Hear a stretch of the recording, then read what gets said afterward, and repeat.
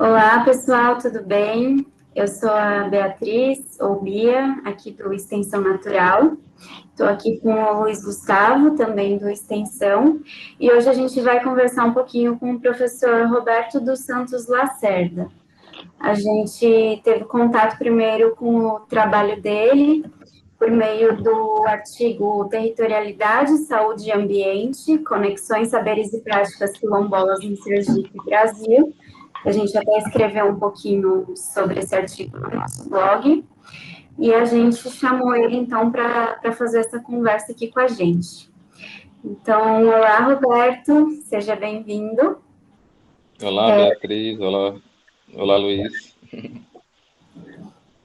Primeiramente, eu vou pedir, então, para você se apresentar e falar um pouquinho sobre você e sobre sua atuação. Bom, eu sou Roberto Lacerda, né? Sou natural de Ilhéus, na Bahia. Atualmente resido em Aracaju, Sergipe. Filho de João e Valdice, marido de Silene, pai de Pedro, biomédico de formação, mas sanitarista, mais assim de atuação atualmente. Estou em Sergipe, trabalhando na Universidade Federal de Sergipe, como professor há quase 9 anos, e minha área de atuação é saúde coletiva, especificamente trabalhando com saúde da população negra, saúde de povos e comunidades tradicionais, e alguns temas também ao longo dessa trajetória, né, interseção com as ciências ambientais, um pouquinho também da antropologia, da geografia, né, para compreender melhor o que é verdadeiramente o que vem a ser esse fenômeno da saúde. Legal, Roberto. E aí, nesse artigo que a gente trabalhou, né, aqui no blog do Extensão, você fala um pouquinho sobre comunidades quilombolas, né? Então, como que se deu o seu envolvimento com as comunidades quilombolas? Bom, eu já trabalho com projetos de pesquisa, extensão, desenvolvimento tecnológico há aproximadamente 10 anos, com comunidades quilombolas. Eu comecei lá na Bahia ainda com a professora Clemene Camargo, que é da Escola de Enfermagem da UFBA. Aí a gente fez parceria. Ela participou da minha banca de mestrado, ainda no mestrado, e aí a gente estabeleceu essa parceria, né? A gente se conheceu, se aproximou, e ela trabalhava já com comunidades quilombolas, com promoção da saúde.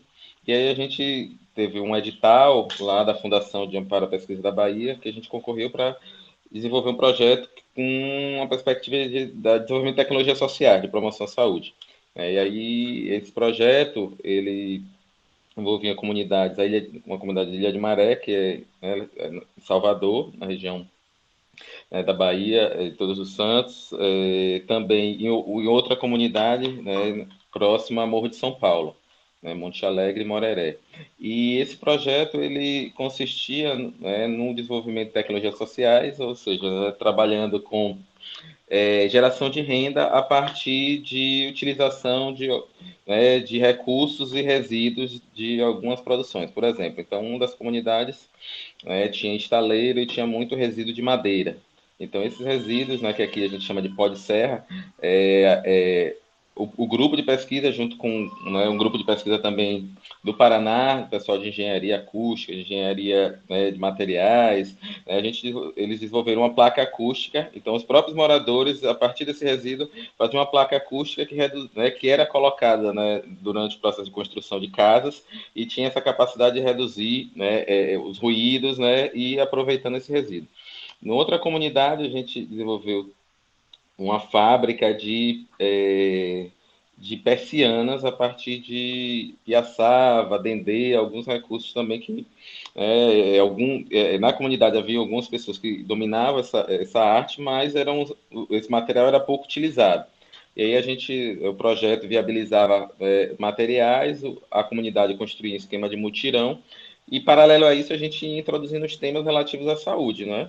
Discutindo a questão, né, descarte correto do lixo, reaproveitamento, né, a importância da higiene e trabalhando a saúde a partir desses pilares relacionados à geração de renda, né, e também a própria coesão comunitária, o trabalho em conjunto, né, a articulação, né, que são princípios, né, já das próprias comunidades tradicionais, comunidades quilombolas, esse comunitarismo, e que a gente, né, aproveitava esses espaços, então era um momento que eles, alguns moradores se reuniam para poder fabricar, né, as persianas ou para planejar como é que seria a construção da oficina. A gente, né, sempre também introduzia e aproveitava esse momento para discutir, né, temas relativos à saúde, né, aproveitava esse processo de mobilização social, né, para discutir, planejar, falar sobre temas relativos à saúde, né, e com os vários grupos, né? Com crianças, a gente fez oficina de produção de brinquedos com material reutilizável, né? Com garrafas PETs, com adolescentes, a gente discutiu um pouquinho temas relativos à sexualidade, prevenção de infecções sexualmente transmissíveis. Então, foi um projeto muito interessante, né? Que teve, né, bons frutos e após o término do prazo do projeto, né, boa parte dessas atividades continuaram, né, sendo, né, executadas, né, e gerenciadas pelas próprias comunidades. Que legal, muito legal conhecer um pouco mais.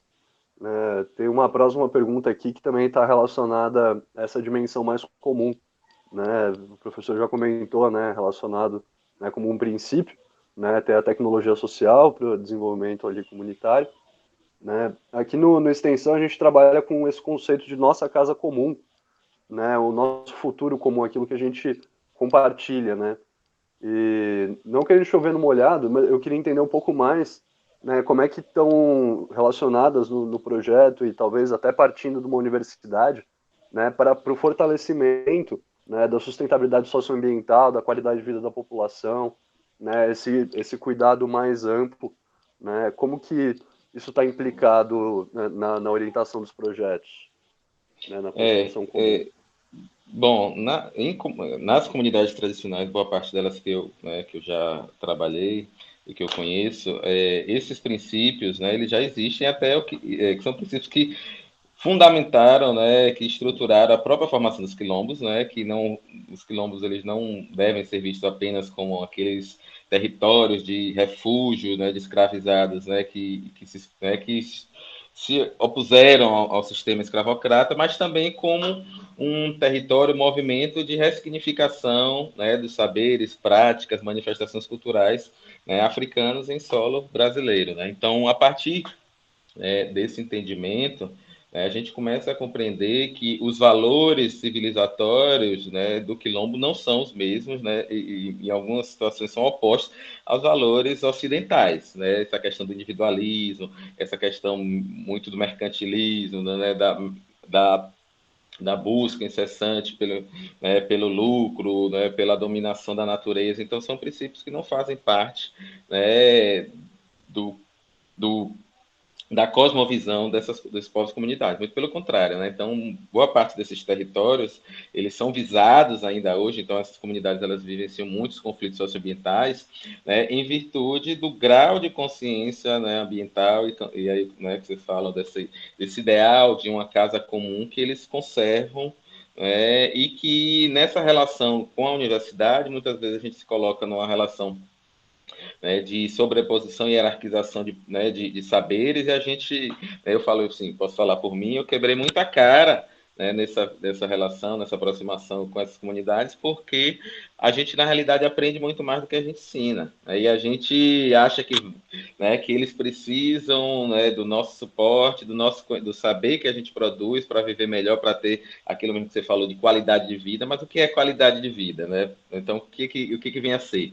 E aí, só para ilustrar, um exemplo, muitas vezes a gente analisa, eu até comentei com vocês na conversa que a gente teve, os indicadores, né? Então, eu fui para umas comunidades e um indicador que a gente tinha que 86% das famílias estavam em situação de insegurança alimentar. E aí, quando eu chego lá, né, um dia a mestre, né, a líder da comunidade me apresenta, bota numa mesa mais de 30 variedades de feijão, 30 de sementes crioulas, né? E aí ela me pergunta, tipo assim, né, Roberto, você sabe, né, de onde vem a sua comida?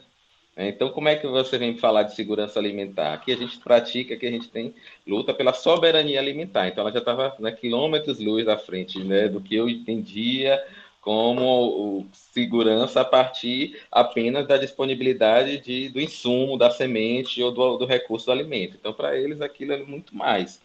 Então, essa relação, eu penso que deve ser uma relação muito mais horizontal, né, de troca e de mediação. Então, em alguns processos, então, por exemplo, né, essas comunidades, muitas delas não conseguem acessar todos os direitos, os benefícios, recursos para a autogestão, né? Porque as comunidades elas querem autonomia, elas não querem uma relação de dependência do Estado, do poder público, elas querem autonomia.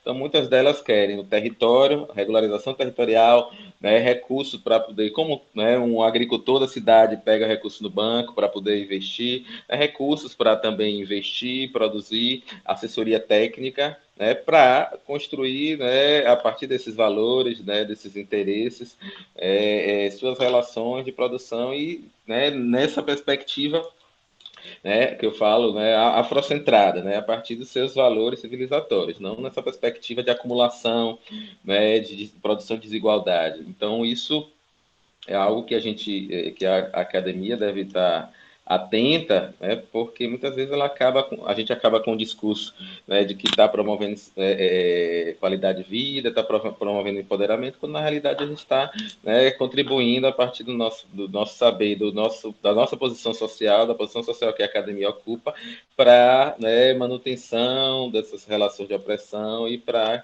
manutenção dessa, né, produção de iniquidade, de negligência que as comunidades vivenciam. Então, elas não, na realidade, a questão mesmo é de troca, de partilha, de construção, né, coletiva. Né? Então, por exemplo, essa mesma mestre que eu falei para vocês, que eu citei o exemplo, ela teve um edital no período que eu estava fazendo a pesquisa na comunidade dela, 2017, do extinto Ministério da Cultura, que era para reconhecimento de mestres da cultura popular.